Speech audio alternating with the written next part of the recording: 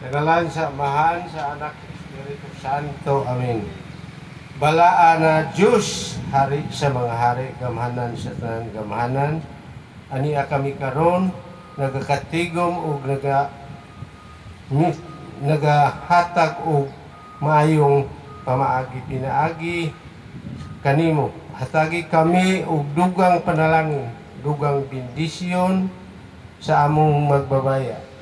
Ikaw ang naghatag sa among kinabuhi, kay wala pa ikaw. Dili kami mabuhi aning kalibutan.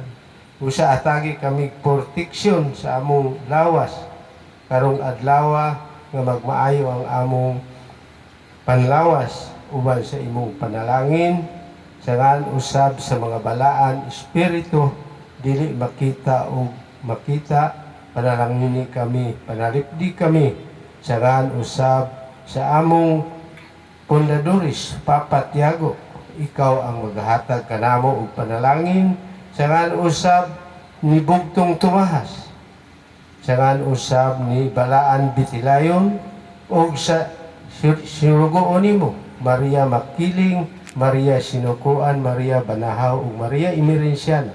Ikaw ang surugoon nga magbalante namo sa kalibutan, hatagi kami karon og bendisyon sa among paglakaw sa kadalanan, hatagi kami og panalangin nga walay mga disgrasya hangtod makaabot mi sa among Pinoy-anan.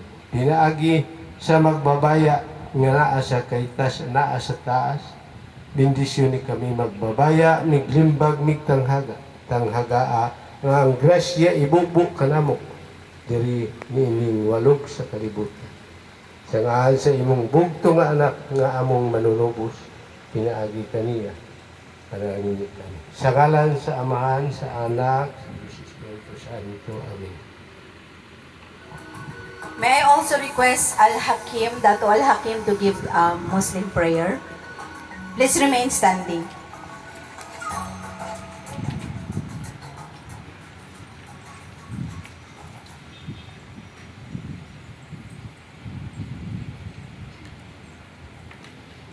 Assalamualaikum. Ujubillahi minasyaitonir rajim. Bismillahirrahmanirrahim.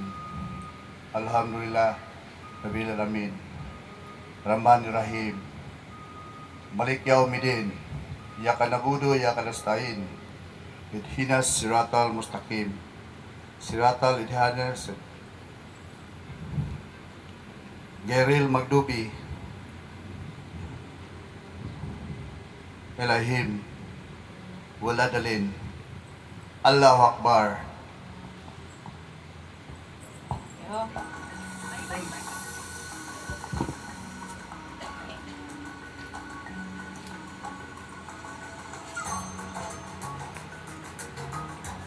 May we request Dato Alvarez from Zamboanga to also offer a prayer.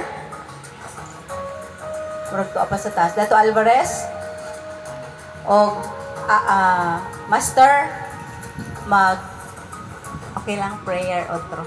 Kay manggawas naman jud ta, manguli naman jud ta karon.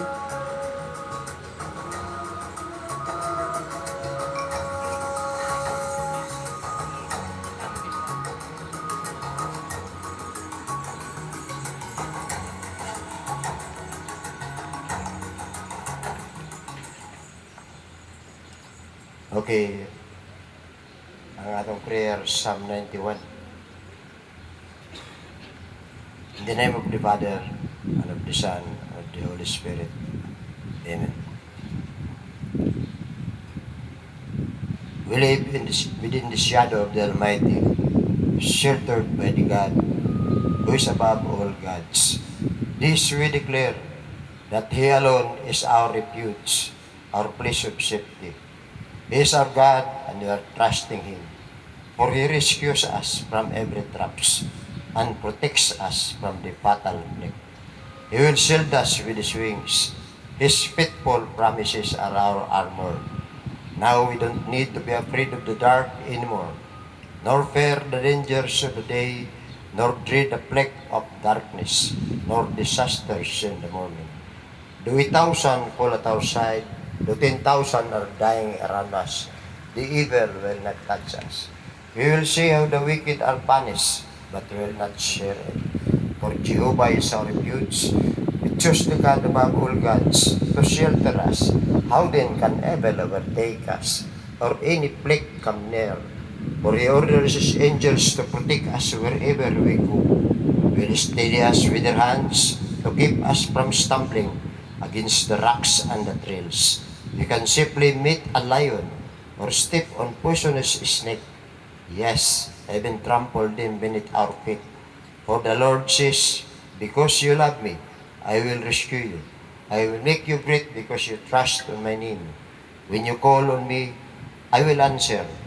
I will be with you in trouble and honor you and rescue you and satisfy you with a full life and give you my salvation. In the name of the Father, and of the Son, and of the Spirit. Amen. Dato Alvarez.